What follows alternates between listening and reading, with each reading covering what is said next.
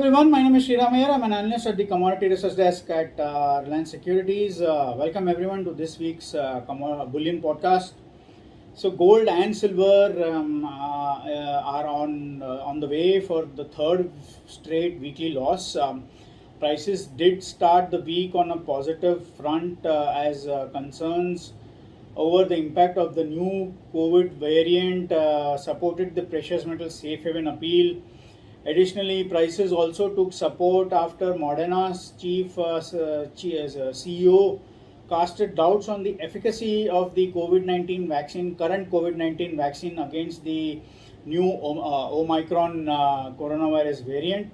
Investors were cautious and were left pondering on how severe the economic impact would be from the current, the new variant which has emerged in South Africa and the southern part of Africa.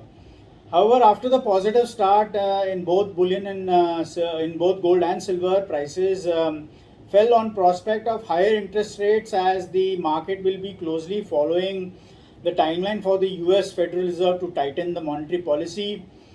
Meanwhile, the US Federal Reserve Chairman this week said that he continues to expect inflation to recede over the next year or so as supply and demand come into better balance. But he is worried about the new COVID variant, which could disrupt the global growth and keep the inflation higher. He added that in the testimony before the U.S. Senate Banking Committee that the Fed will likely discuss speeding up its tapering of the large-scale bond purchases at its next meeting, which is due on December 14th and 15th.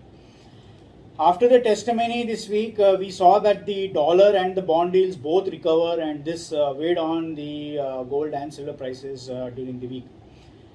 On the data front, we saw that the number of Americans filing new claims for unemployment benefits increased less than expected last week, pointing to tightening labor market conditions, while layoffs also tumbled to a lowest level in 28 and a half years in the month of November. So we see that the overall labor market conditions are tightening, but looking ahead, we feel that gold and silver prices could extend losses in the next week or so on bets of hawkish Fed tilt, which may rein in the high inflation. The Fed recent policy shift, that is increased bets on early interest rate hike, and the idea that inflation fears are going to be declining could weigh on bullion markets next week.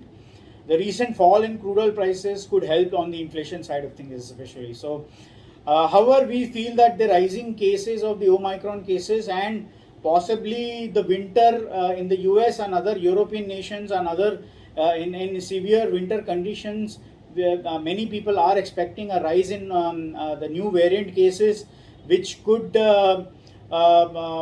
increase volatility in the market, and we have to wait and watch how that volatility plays on gold and silver markets going forward.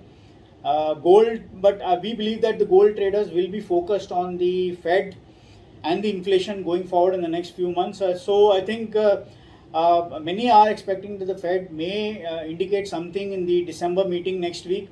So we have to wait and watch how that pans out. Ahead of that Fed meeting, we expect that the labor market data tonight will move the markets. Of course, a positive data will reinforce expectations of an early tapering and sooner than expected rate hike situation. But wait and watch how that pans out going forward during this Friday's session.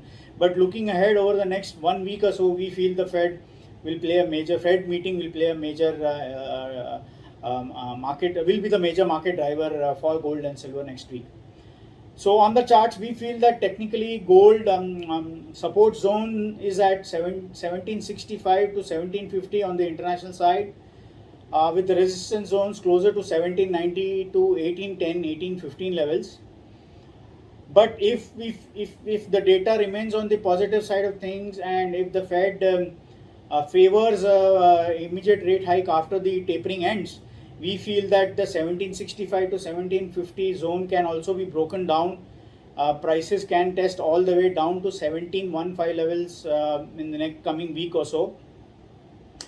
But if the Fed remains dovish and is worried about the Omicron variant and its impact on the economy, we feel that Possibly 1825 to 1830 can also be tested, but we need to see the 1800 convincingly taken out going forward in the next week. On the domestic side, February contracts support zones is somewhere in the range of 47,400 to 47,000. Only a major close below this level will pull prices further lower.